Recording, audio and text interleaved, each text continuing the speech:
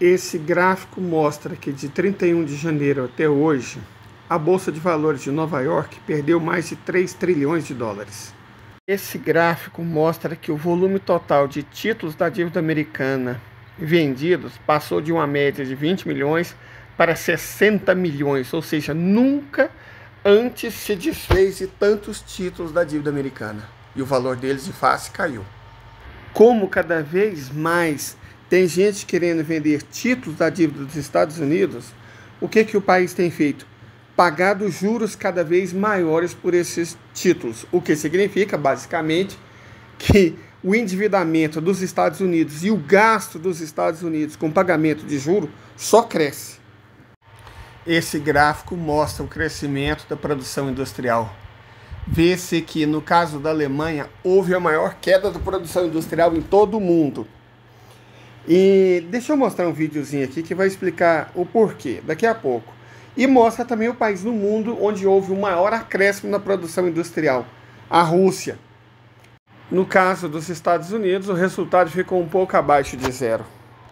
Esse gráfico mostra a reserva estratégica de petróleo dos Estados Unidos. Historicamente, ficava entre 30 e 35 dias. Chegou a passar de 40 dias. Hoje, os Estados Unidos têm reserva de apenas 17 dias de petróleo. Germany expressed a wish to decouple from China. And to achieve this goal, Germany did what the US told it to. But what Germany forgot to consider was that China could also respond. To help Germany decouple better, China canceled a $100 billion car order from Germany, making it realize what it had missed out on. This cancellation has sent panic in Europe, as it will cause a huge economic loss. Germany is the economic powerhouse of Europe, and canceling the order would make Germany struggle. Not to mention, Germany is already in an economic crisis. Now, will Germany give up on its plan of decoupling from China? Let's find out. But what would be the impact of this order cancellation? The immediate and most apparent consequence of China's cancellation is the loss of revenue and potential job cuts in Germany. La explosión de la industria del coche eléctrico en China ha sido demoledora. Tanto que ha pasado de ser un país irrelevante a nivel de producción de automoción a convertirse en la primera potencia mundial sin discusión en apenas una década. Y no solo hablamos de consumo interno, ya ha superado a Japón en exportaciones y durante 2023 superará a Alemania. Y la gráfica que estáis viendo no incluye híbridos, que son la gran apuesta de China y cuyo mercado es varias veces superior al de eléctricos. Qué pequeño se ve el mundo desde China. As melhores formas da gente ver como o capitalismo avançou no mundo é esse da produção de veículos automotores. Em 1955, os Estados Unidos produziam cerca de 8 milhões de veículos, e na época isso representava quase a metade do total de automóveis produzidos no mundo, certo?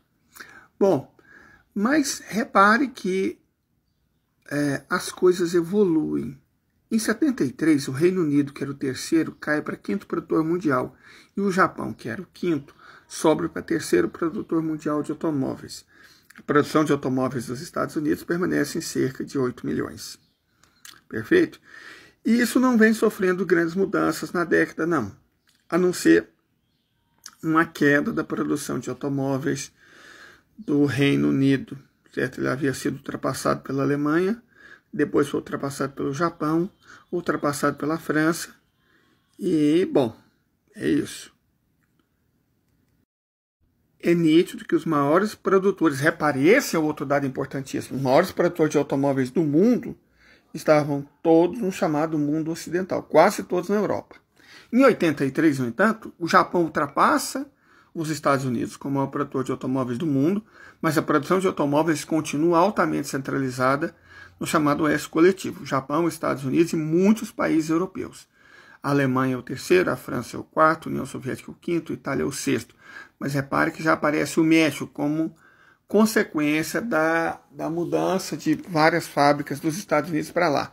A gente está lembrando aqui que nessa lista de países que vocês estão vendo, praticamente não existe nenhuma fábrica de carros brasileiro nem mexicana. Então, Brasil e México produzem automóveis, mas não para eles, para os outros.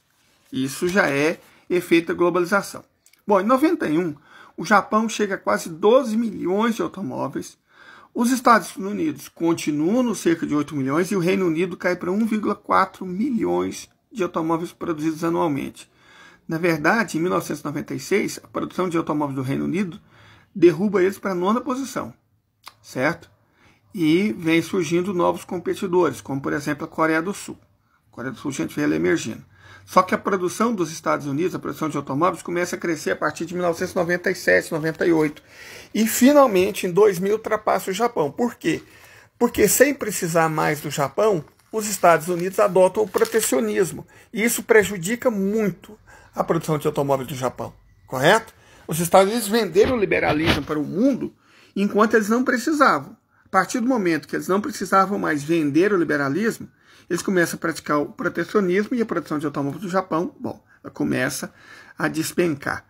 Surge já no ano 2000, a China, pela primeira vez, ultrapassa a produção de 1 milhão de automóveis. Se vocês repararem aqui, nesse ano de 2007, 1 milhão de automóveis da China se transforma em 3 milhões de automóveis. E a China já passa, em 2008, para 4 milhões, se tornando o 4º maior produtor de automóveis do mundo.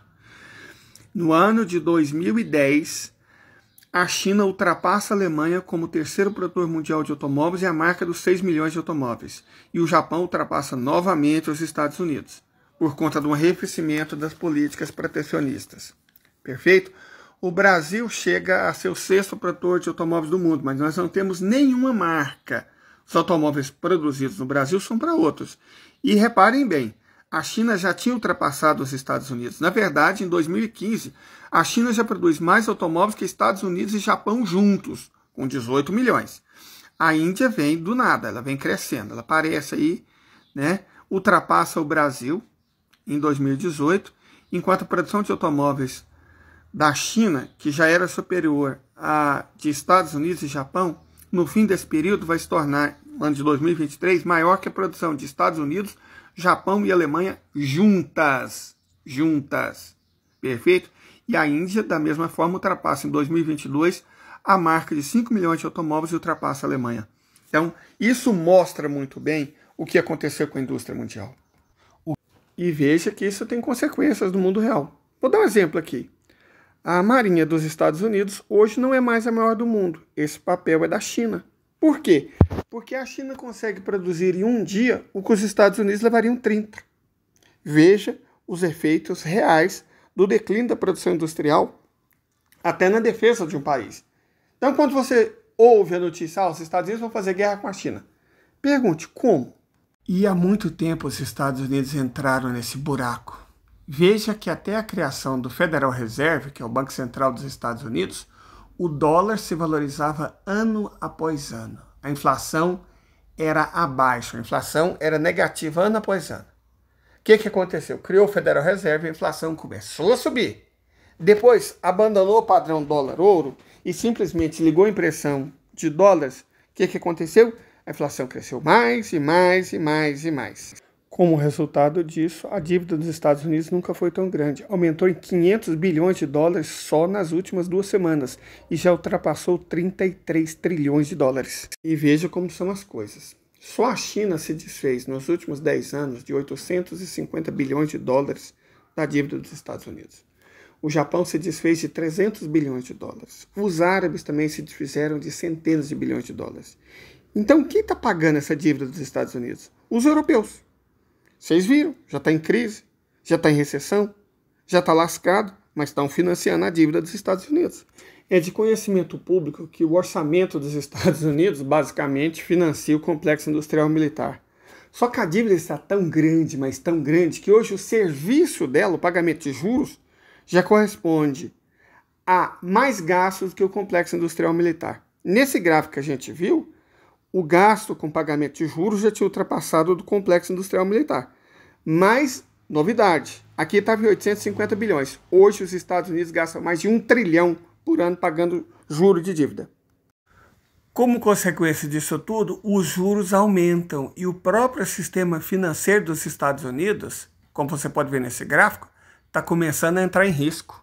Com juros altos, alto endividamento e recessão, o que está acontecendo? O preço das casas está indo para o chão. O mercado imobiliário está a milímetros de desabar. Relembrando, os bancos estão muito perto de quebrarem. E como consequência disso, o que aconteceu? Hoje a China é a maior economia do mundo.